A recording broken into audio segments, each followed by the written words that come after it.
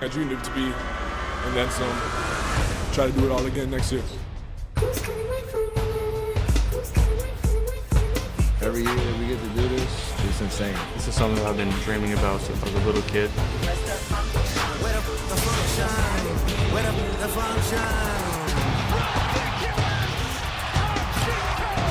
Oh, he did not do that! Stop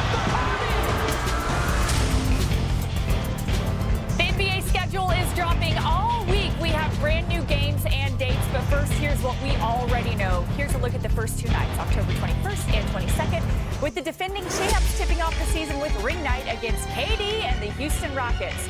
We've got the Christmas Day slate on ESPN and ABC. Cavs Knicks, could that possibly be an East Finals preview? We also have LeBron's record 20th Christmas Day game on a packed night. Another important date for the league. We have the full MLK Day schedule for January 19th. Of course, ATL always front and center here. They will host the Milwaukee Bucks. And now, hot off the presses, we have the NBA Emirates Cup scheduled. It just dropped this afternoon. Here's some of the biggest dates starting in the West. The 2025 Emirates Cup slate is full of those big matchups. West Group C features the Warriors and Nuggets. Steph leads the Warriors to play Denver to play Jokic on November 7th. How about West Group A? They're headlined by the reigning champs, the Thunder, and the team they beat in the Western Conference Finals, the Timberwolves. Those teams are going to meet on November 26th. West Group B has the latest chapter of Luka Doncic against the Mavericks. Last time Luka faced off against his former team, of course, he dropped 45 points in what was a very emotional night. Those teams will play on November 28th. Hi, everybody. I'm Vanessa Richardson. I am in for Malika Andrews. We've got Shanae Ogumake. We've got Mark Spears with me to sift through all of this information. Let's start with the big game that everyone can now circle on their calendar. Mavs at Lakers. Now you add the NBA Cup, all of that drama into the mix. Shanae, what are you watching for that first matchup? I'm watching two things. First things first, Cooper Flag, what do we say about him?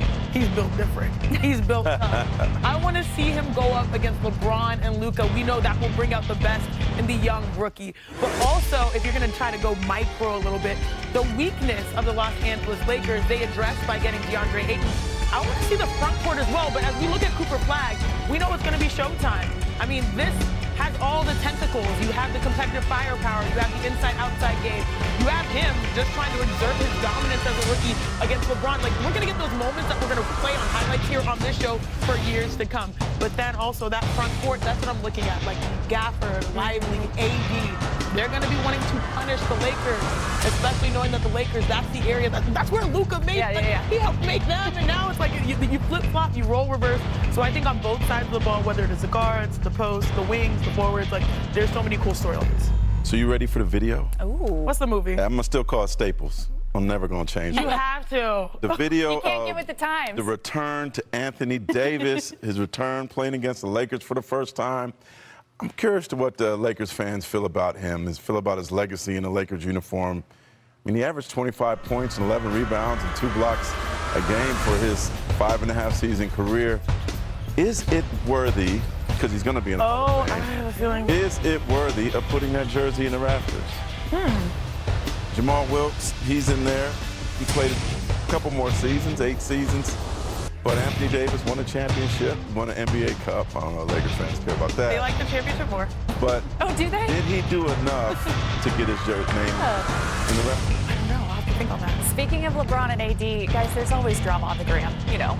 There's always drama on Instagram. Did you see this yesterday? They both posted the exact same images, LeBron and AD, to their Instagram accounts. Quote, becoming the best version of yourself sometimes comes with a lot of goodbyes, end quote. We have no idea if there's a deeper meaning here. But Mark, what do you think of this post? And I feel like we have to pull out the Brian Windhorst. Why is that? The same quote on the same day. I don't understand the AD part of it, but in terms of the LeBron part, tea leaves are there. It's the end of the road. Should we get Boys and Men playing or something? We've come. Oh, don't do that. We're not trying. Oh, or to me. He said that we're going to miss him when he's gone, using Drake, right, or Jay-Z, and then now he's golfing. When do people start golfing? They start golfing because they have free time, especially athletes. They start golfing when they need something competitive to do, right? Golfing is the thing you can do until Like, age. why is he starting to golf now? Maybe he just has a new hobby, Mark. That's You But think that's this is a hobby transitional that sport? OGs take when they don't have to work no more. OG athletes take. So I'm just wondering if all these tea leaves are there in this latest tweet that tells us it's the end of the road. Hey, don't send the bill Yeah, I to did me. it. Did I do it better? No. Don't send the bill to me. All right. I don't want to be messy, but like at first I was like, how's the relationship between the two? I know that was a tumultuous last year, but we all know these guys are brothers.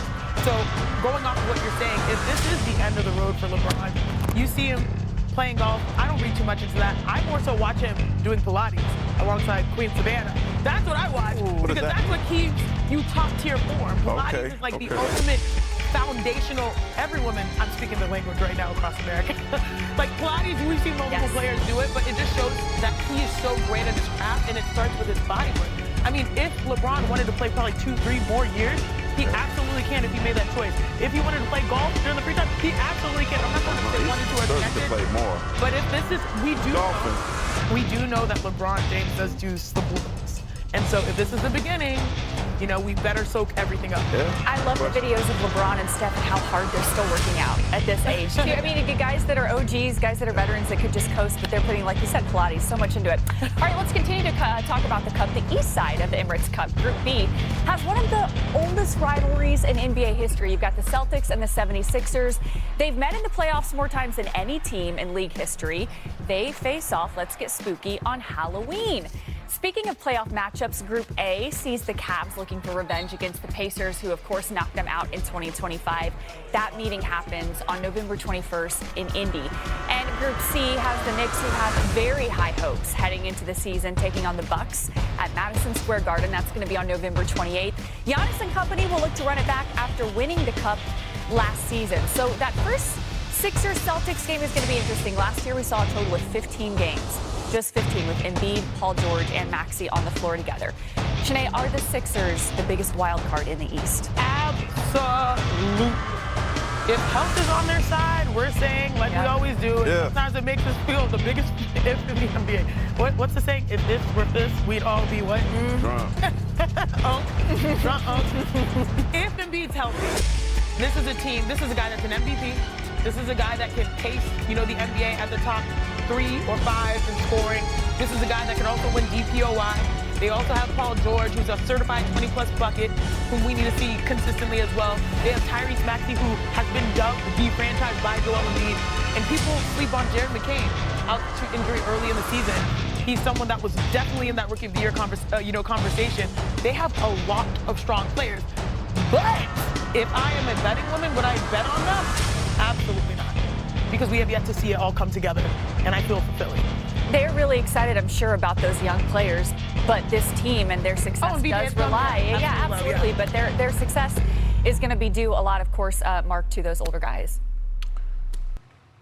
I'm waiting for it. Yeah. I'm waiting for it. I think they need to give their trainer a raise. Yeah. Or therapy. Make sure they have therapy. But my wild card, I'm gonna go with the Orlando.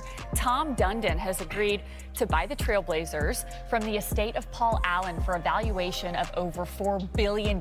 Mark, anytime you have someone buy a team that does not live in that team's city, the questions always begin. Will the team stay in Portland? Yes, the Allen estate has made it where anybody that bought team has to keep the team in Portland. So Blazers fans, you can certainly take a breath of relief. The team's not leaving. And their new owner is quite interesting. Yeah, he's a Texas guy.